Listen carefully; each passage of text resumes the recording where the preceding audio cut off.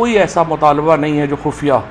हमारे जो गुफ्तगू हुई है, जो बाकी हमारे ताकतवर हलके हैं उनको भी हमारा बड़ा वाज़ेह तौर के ऊपर हमारा एजेंडा पता है। हमारा जो अवाम के सामने जो एजेंडा है वही एजेंडा हमारा ड्राइंग रूम में है। वो दिन गुजर गए, जैसे कल प्राइम मिनिस्टर इमरान खान साहब ने कहा कि जब बंद कमरों में 4-6 लोग बैठ के फ़ैसले कर देते थे। अब फ़ैसले अवाम के पास है और पाकिस्तान तहरीके इंसाफ अपनी हर एजेंडा अवाम से अप्रूव करा के उसके ऊपर इम्प्लीमेंट कराएगी। एजेंडा हमारा बड़ा सिंपल है। नंबर 1, इलेक्शन कमीशन जो है इसको जाना होगा और मैं समझता हूँ कि चीफ़ इलेक्शन कमिश्नर के पास भी चंद दिन ही है, वो ख़ुद फ़ैसला कर लें कि वो ख़ुद जाएंगे या फिर उन्हें भेजने के लिए कोई कार्रवाई जो है वो की जाए। उन्हें ख़ुद चला जाना चाहिए। थोड़ी बहुत अपनी जो इज़्ज़त, तो खैर उन्होंने कोशिश पूरी की है कि ना उनकी कोई इज़्ज़त रह जाए ना इदारे की कोई इज़्ज़त रह जाए, लेकिन फिर भी मैं समझता हूँ उनके पास आखिरी मोहलत है, वो इस्तीफ़ा दे दें और सियासी जमातों को ये मौका दें कि वो नया इलेक्शन कमीशन बना सकें। हम इलेक्शन कमीशन ये नहीं कह रहे कि तहरीक इंसाफ की मर्ज़ी से बनना चाहिए, हम कह रहे हैं जो सियासी क़ुव्वतें हैं उनको मिल बैठ के नया इलेक्शन कमीशन तश्कील देना चाहिए और जिसके ऊपर तमाम को एतबार। ये तो नहीं हो सकता कि आप मैच में अंपायर हैं और एक टीम कह रही है हमें आपके ऊपर एतबार ही नहीं है, आपको छोड़ के चला जाना चाहिए। सो नंबर 1, और उसके बाद आम इंतखाबात की तारीख़ जो है वो शहबाज शरीफ साहब हमें दें, हम उनके साथ उसके बाद जो है पार्लियामेंट में जाके या बग़ैर हम बातचीत करने को तैयार हैं। जो ही शहबाज शरीफ इंतखाबात का ऐलान करते हैं संजीदा होके हम उनके साथ बातचीत करेंगे। फ्रेमवर्क जो इलेक्शंस का है वो पॉलिटिकल पार्टीज़ ने तय करना है और उस फ्रेमवर्क में सबसे अहम बात यही है कि इलेक्शन कमीशन जो है वो नया कॉन्स्टिट्यूट होना है। इसके अलावा मैं ये समझता हूँ कि हमज़ा शहबाज ने जमहूरियत जो होती है वो कुछ ट्रेडिशंस के ऊपर भी चलती है, उसकी कुछ रवायात होती हैं। हमज़ा शहबाज को अब तक इस्तीफ़ा दे देना चाहिए था, बजाय इसके कि वो कभी एक जगह के ऊपर कभी दूसरी, कभी एक हेलीकॉप्टर कभी दूसरा हेलीकॉप्टर, इस तरह से आप जमहूरियत को कमज़ोर कर रहे हैं। हमज़ा शहबाज को चाहिए अपने ओहदे से अलहदा हो जाए और परवेज़ इलाही साहब जो हैं उनको इंतज़ाम चलाने दें, बिकॉज़ हमने कल जो है वो तौसीक कर दी है पाकिस्तान तहरीक इंसाफ ने चौधरी परवेज़ इलाही की बतौर वज़ीर आला नॉमिनेशन की, और हम यही चाहते हैं कि उनको अब मौका दिया जाए कि वो पंजाब में इंतज़ाम और इंसराम संभालें। लिहाजा हमज़ा शहबाज को अपने ओहदे से फौरी तौर पे कुछ शर्म करनी चाहिए, इतनी बुरी उनको डिफ़ीट हुई है। ख़ुद मरियम नवाज़ ने आके वो डिफ़ीट जो है वो एक्सेप्ट की है, अहमद मलिक साहब ने वो डिफ़ीट एक्सेप्ट की है। उसके बाद नेचुरल कॉन्सिक्वेंस ये था, उसका कुदरती तरीका ये था कि हमज़ा शहबाज अपना इस्तीफ़ा टेंडर कर देते और कहते कि इसके बाद मेरा बिल्कुल इखलाकी तौर पे यहाँ रहने का जवाज़ नहीं बनता, लेकिन वो चिमटे हुए हैं, तो उनको अपने ओहदे से अलहदा होना चाहिए। ये राना सनाउल्लाह के पंजाब में दाखिले के ऊपर जो है वो फौरी पाबंदी लगाई जाए 22 तारीख तक। आज जो शहबाज शरीफ साहब का इन्होंने जो इजलास बुलाया PDM का, मैं उन तमाम जो सियासी क़यादत है उसको कहता हूँ कुछ मैच्योरिटी का मुज़ाहरा करें, इंतखाबात की तरफ जाने का ऐलान करें और फ्रेमवर्क जो है इलेक्शन का उस पर बैठ के बातचीत करें। फवाद साहब 2 दिन हो गए हैं कि कोई वज़ीर यहाँ पर मौजूद नहीं है, पूरी हुकूमती मशीनरी जो है वो लाहौर में इस वक्त है, हुकूमत का सारा काम ठप है, कोई काम नहीं चल रहा, इस पर थोड़ा सा कमेंट करें कि क्या आइंदा क्या करना चाहिए इन लोगों को। हुकूमत का काम तो 3 महीने से ठप है। मसला तो जो देखें पाकिस्तान में जो सबसे बड़ी प्रॉब्लम जो फेस हो रही है, मैं पहले भी ये बात करता रहा हूँ कि देखिए हम देख ही नहीं रहे कि गवर्नेंस कितनी इसको इफ़ेक्ट हो रही है। पंजाब में आप गंदम की प्रोक्योरमेंट ही नहीं कर सके, दिसंबर में अब आपको यहाँ पे आपका आटे का क्राइसिस आ जाएगा, आप इंतज़ाम आपका मुकम्मल ठप है। और जाहिर है कि इसमें हम जो अदालतों ने जो फ़ैसले किए उन्होंने जिस तरीके से क्योस क्रिएट किया, अनफॉर्चुनेटली लाहौर हाई कोर्ट ने जिस तरीके से इसको रखा, फिर डिले किया, फिर इलेक्शन कमीशन ने 5 लोगों का किया, इन्होंने इतना कंट्रीब्यूट कर दिया इस क्योस में कि आप समझ ही नहीं आ रही कि आपने उसको जो है वो इस जिन को वापस आप बंद कैसे करेंगे, बिकॉज इतना बड़ा है कि एडमिनिस्ट्रेटिव क्योस जो है वो आपने क्रिएट कर दिया है कि उसको वापस कूजे में बंद करना भी एक अजाब होगा। अच्छा साहब ये बताइएगा कि आपने सियासी डायलॉग की बात की है, क्या शहबाज शरीफ के साथ इमरान खान अब बैठने को तैयार है? नंबर 1।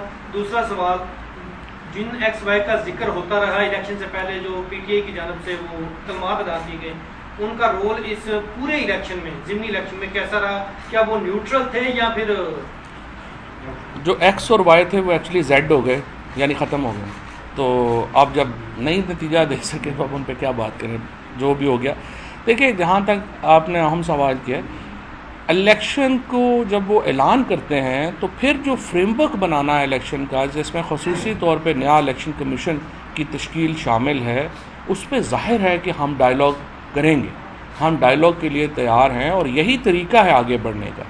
लेकिन जब आप एक गैर संजीदा लोग, ये मरियम औरंगज़ेब टाइप लोग जिन्होंने ज़िंदगी में ना कभी खुद कभी काउंसलर नहीं इलेक्ट हुए, वो बयान देते हैं ऐसे जैसे पता नहीं कितने बड़े वो जो हैं वो सियासत के ठेकेदार हैं।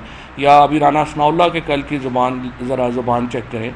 राना साहब की ज़िंदगी में सिर्फ 2 ही फेजेज़ हैं, या वो वज़ीर होते हैं या वो जेल में कुट खा रहे होते हैं, तीसरी फेज़ ही नहीं उनकी ज़िंदगी में। तो उनको मैंने पहले भी ये कहा था कि आप मेहरबानी करें, अपनी ज़िंदगी से बंदा कुछ सीखता है। जब वज़ीर होता है तो ये नहीं होता कि आपके जो है वो डंडा ही ना निकले आपकी गर्दन से। इंसान के बच्चों की तरह बात किया करें, आराम से रहा करें, ताकि बाद में अब जब ये उतर जाएंगे ये हफ्ता भी नहीं ठहर सकते। अभी ये हुकूमत जो है ये सिर्फ इसलिए कायम है कि हम इन्हें मौका दे रहे हैं कि आप फैसला करने हैं इलेक्शंस कब कराने हैं। हम स्पेस देना चाहते हैं, हम पॉलिटिकल पार्टीज़ को दीवार से नहीं लगा रहे, हम स्पेस देना चाहते हैं कि एक अच्छे माहौल में इलेक्शंस जो हैं वो हो और एक फ्रेमवर्क तय हो। वरना तो देखें, हम कल प्रेसिडेंट साहब से रिक्वेस्ट करें, प्रेसिडेंट साहब को पाकिस्तान की सबसे बड़ी सियासी जमात ये रिक्वेस्ट करे कि जी आप शहबाज शरीफ साहब को कहें कि एतमाद का वोट लें। 172 बंदे इन्होंने ऐवान में पेश करने हैं, इनके पास 172 लोग नहीं हैं। मैं आपको बता रहा हूँ, इनके पास इस वक्त 162 से ज़्यादा लोग नहीं हैं। जिस तरीके से और जो बजट जिस तरह पास किया, आप में से बहुत सारे दोस्त जो बजट कवर करते हैं, 96 लोग थे जब इन्होंने बजट पास किया। इस तरह तो ये हुकूमत चल रही है जिसका ना सर है ना पैर है, और ये इसीलिए हम ये चाहते हैं इसको सियासी इस्तेहकाम की तरफ जाएँ। एक बात सिर्फ मैं और कर दूँ, हमें कतई तौर के ऊपर जो इंटरिम गवर्नमेंट बनेगी वो 1 दिन ज़्यादा भी कबूल नहीं है। 3 महीने से 90 दिन के लिए हुकूमत जो बनेगी, 90 दिन के अंदर इंतखाब कराएगी।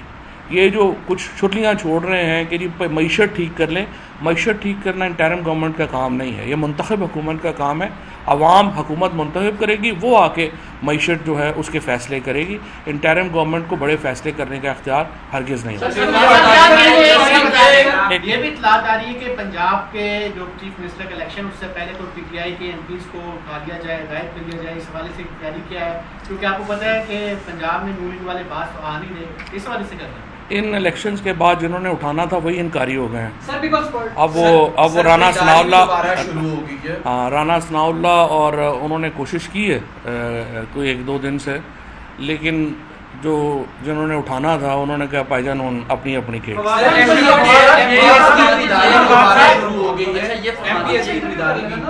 देखिए ये बिल्कुल आपने बात सही की है कि हमें इत्तलात मिली है। हमारे कुछ MPs जो हैं उन्होंने भी रिपोर्ट किया है कि उनसे रब्ता किया गया है और उन्हें भारी जो रकूम है वो ऑफ़र की गई हैं। कम से कम 2 MPs जो हैं उनको रब्ता किया गया और उन्होंने बड़ी सख्ती से उसको मुस्तरद किया। बहरहाल अब हम देख लेंगे अगर अच्छा आप सर ये बताइएगा कि एक मिनट सर पीपल्स अभी जिस तरह आप इलेक्शन की डिमांड कर रहे हैं और आपने पंजाब जीतकर भी आपका मुतालबा यही है कि असम्बलियाँ डिसॉल्व हो और नए इंतखाबात की तरफ जाया जाए। शहबाज शरीफ हुकूमत की जो सबसे बड़ी इत्तेहादी जमात है पीपल्स पार्टी, उनकी कल सेंट्रल एग्जीक्यूटिव कमेटी का इजलास हुआ जिसमें उन्होंने ये फैसला किया कि वो नून लीग की हुकूमत के साथ खड़े हैं और अभी भी वो ये कह रहे हैं कि हुकूमत आइनी मुद्दत पूरी करेगी और हम साथ देंगे। इस सिचुएशन में सर आपका स्टांस क्या होगा, हिकमत अमली आपकी क्या होगी? जरदारी साहब तो कभी ज़िंदगी में भुट्टो के साथ खड़े नहीं हुए, उन्होंने नून के साथ क्या खड़ा होना। उनका स्टांस जो है वो ये है, असल में तो देखें पीपल्स पार्टी जो है वो नून की जो इस वक्त सियासी लाश है उसके ऊपर खड़े होके बड़के मार रही है। पीपल्स पार्टी का अपना तो कुछ भी नहीं है जा रहा, वो तो 4 डिवीज़न की पार्टी है सिंध की। वो क्या कहते हैं कि नहीं हमें सिंध में हुकूमत कंटिन्यू करने दी जाए। जरदारी साहब को भी पता है कि अब ये शहबाज शरीफ की हुकूमत तो कंटिन्यू नहीं कर सकती। आज एतमाद का वोट हम कहेंगे ये नहीं ले सकेंगे। सो उनको भी पता है कि शहबाज शरीफ की हुकूमत तो वेंटिलेटर के ऊपर है। ये जो सारे बहाने वो कर रहे हैं कि हम साथ हैं, वो बुनियादी तौर के ऊपर ये चाहते हैं कि जो शहबाज शरीफ की हुकूमत है वो ख़त्म होती है तो हो जाए, हमारी हुकूमत सिंध में रहनी चाहिए, इसके अलावा उनका कोई और एजेंडा नहीं। तो सब ये बता रहे हैं कि फॉरेन फंडिंग का केस है तो उसका नतीजा आ जाता है आपके खिलाफ, फिर क्या होगा? पहली बात तो यह है कि फ़ॉरेन फंडिंग का कोई केस है ही नहीं पीटीआई के ऊपर। यहाँ पे प्रोहिबिटेड फंडिंग का, ममनुआ फंडिंग का केस है, जिसमें इस वक्त तक ये है कि ये पहले आप समझें कि एलिगेशन क्या है। एलिगेशन ये है कि जो कंपनियाँ थीं बाहर, उन्होंने हमें पैसे भेजे, वो पैसे इस वक्त तकरीबन 25 करोड़ रुपए हैं मेरा ख्याल है, 25 हमें कोई ओवरऑल अरबों रुपए की फंडिंग हुई, उसमें से जो 25 करोड़ रुपया है वो कंपनीज़ की तरफ से आया। जो 2013 तक बाहर का जो कानून था उसमें कोई पाबंदी नहीं थी कंपनियों की कि वो उसको डोनर भेज सकती हैं पैसे या नहीं भेज सकती। 2018 के कानून में फ़ॉरेन कंपनीज़ को बैन कर दिया गया। अब ये कानून इस पे अप्लाई नहीं हो, हमारा वर्जन ये है कि ये कानून इस पे अप्लाई नहीं होता। पुराना कानून ये है कि जो प्रोहिबिटेड फंडिंग आएगी वो पैसे ज़ब्त हो जाएंगे, लेकिन हम ये कहते हैं कि ये फंडिंग भी जो 25 करोड़ रुपये कंपनी से भेजी है वो भी कानून के मुताबिक है, आप इसको ज़ब्त नहीं कर सकते। ये सिर्फ जो है वो केस है और हमें कोई प्रॉब्लम नहीं है उस केस से, और हम समझते हैं कि इलेक्शन कमीशन के मामला इससे अलावा हैं, फंडिंग का उससे कोई ताल्लुक। तो सब जो ज़िमनी इलेक्शंस हैं, इससे पहले एक परसेप्शन थी कि 15-5 का एक कहा जा रहा था, लेकिन पीटीआई को मिली, इसी इलेक्शन कमीशन के तहत मिली। क्या उसके बाद से कहा जा सकता है कि कुछ एतमाद बहाल हुआ है इलेक्शन कमीशन पे? हमारा एतमाद है ही नहीं, ज़ीरो एतमाद है। ये तो देखें इलेक्शन कमीशन ने क्या नहीं कर लिया हमें हराने के लिए। वोटर लिस्टें चेंज कर दी, पोलिंग की जो हमारी स्कीम्स थी वो बदल दी, उसके बाद इन्होंने 5 लोग हमारे पंजाब में उनकी नोटिफाई नहीं किया। आप और फिर इससे भी जाहिर होता है, हमें आप छोड़ दें, हमारी तनकीद छोड़ दें, 7 केसेस जो हमने इलेक्शन कमीशन के पास लेके गए, इलेक्शन कमीशन ने हमारे ख़िलाफ़ फैसले दिए, 7 के 7 जब हम हाई कोर्ट्स में और सुप्रीम कोर्ट में लेके गए वो रिवर्स हुए और पीटीआई के हक़ में हुए। इससे आप अंदाज़ा लगा सकते हैं कि कितना बड़ा इलेक्शन कमीशन और पाकिस्तान जो है वो बायस्ड, एक उनका बायस है पीटीआई के ख़िलाफ़। और देखें ये हमारा हक़ है। मुझे नहीं समझ आती ये बात करनी कि नहीं जी इसी के तहत हो, भाई नहीं होते। सबसे बड़ी पार्टी कह रही है नहीं होना आपके अंडर इलेक्शन नहीं होना चाहिए, तो फिर नहीं होना चाहिए। ये क्या बात हुई? आप तो आए ही इसीलिए हैं कि तमाम पार्टीज़ को आप पे एतमाद है और आप इलेक्शन जो कराएंगे वो रिजल्ट सब एक्सेप्ट करेंगे।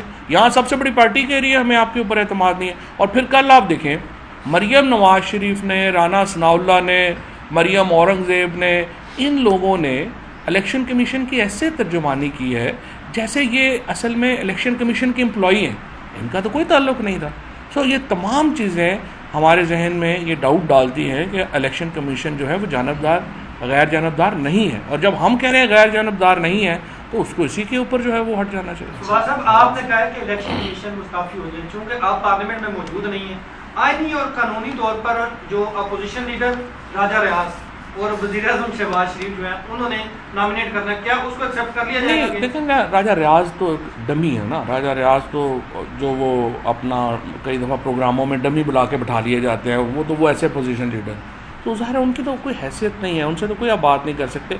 इसीलिए अगर आप देखें, मैंने अपनी प्रेस कॉन्फ्रेंस में शहबाज शरीफ साहब को मुखातब किया, मैं उनसे ये कह रहा हूँ कि हमने आपको स्पेस दी है, हम ये हुकूमत कल गिराना चाहें हम गिरा सकते हैं, लेकिन हम ये चाहते हैं कि बॉल इस वक्त आपकी कोर्ट में है, आप फैसला कर लें कि हमने आगे कैसे बढ़ना है। और और मुझे उम्मीद है कि सियासी जमातें जो हैं वो एक अपनी संजीदा लोगों की बात सुनेंगी और वो इस एक फ्रेमवर्क के तहत आगे बढ़ेंगे, बजाय इसके कि हम एक ऐसे इलेक्शन में जाएं जिसमें एक पूरी कोई किसी को मान ही ना रहा हो। शहबाज शरीफ अगर सिकंदर सुल्तान साहब की जगह फवाद हसन को या अहद चीमा को चीफ इलेक्शन कमीशन लगा देते हैं, तो आपके पास तो इस वक्त आईनी और कानूनी ऑप्शन क्या है कि जिसमें आप कोई उनसे मुज़ाकरात करें और अपोजिशन लीडर या वज़ीर-ए-आज़म उसका इंतखाब कर सकते? इसको कहते हैं सारी रात किस्सा सुनते रहे, सुबह उठ के कहा हीर मरती है। मैं घंटे से यही बता रहा हूँ कि मैं कह रहा हूँ कि शहबाज शरीफ फैसला करें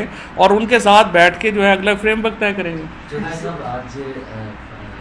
शहबाज शरीफ ने ट्वीट करते हुए कहा है कि आपके फॉर्म फंडिंग केस का जल्द फैसला होना चाहिए। मैं भी ये कह रहा हूँ, इतने पूरे एतमाद हैं, दूसरी तरफ हो गया है फॉर्म फंडिंग, और साथ ही वो वहाँ से 7 साहब वापस आने के लिए डॉक्टर्स ने उन्हें कह दिया है। तो ये वो तो पूरे अरसा मुकम्मल करने के लिए रेडी हैं, आप वापस क्या जाएंगे पार्लियामेंट? पहली बात तो यह है कि मैं दोबारा आपको करेक्ट कर दूं, फॉरेन फंडिंग नहीं है, प्रोहिबिटेड फंडिंग है। सो टर्मिनोलॉजी जो है वो आपकी दुरुस्त नहीं। दूसरी बात यह है कि मैं तो शहबाज शरीफ साहब की ट्वीट से मुकम्मल एग्री करता हूँ। उन्हें सिर्फ हम ये कह रहे हैं कि पीटीआई की फंडिंग का ही नहीं, पीपल्स पार्टी और पीएमएलएन की फंडिंग का भी साथ फैसला कर दें। वो क्यों नहीं कर रहे? वो भी तो उतने ही सालों से पेंडिंग है आपके पास। ये भी तो इलेक्शन कमीशन ने एक पार्टी की फंडिंग आप रोज़ डिस्कस कर रहे हैं, दूसरी पार्टीज़ को आप डिस्कस ही नहीं कर रहे हैं। तो मैं तो ये चाहता हूँ अगर शहबाज शरीफ साहब ज़रा अपना दिल बड़ा करें और ट्वीट को थोड़ा सा बदल लें, वो कहें कि पीटीआई की फंडिंग का फैसला करें, लेकिन साथ नून और पीपल्स पार्टी की फंडिंग का भी फैसला कर दें, ताकि सबके सामने बात आ जाए कि कौन कहाँ से पैसे ले रहा है। तो इमरान खान बाज़ाब्ता तौर पर वज़ीर-ए-आज़म से रब्ता कर सकते हैं? लेकिन ना ये तो पहले शहबाज शरीफ जो है वो इलेक्शन की डेट तो देना, फिर ऑप्शंस देखते हैं क्या क्या हो सकता है, किस सतह पे हो सकता है, कैसे आगे चल सकता है। Thank you.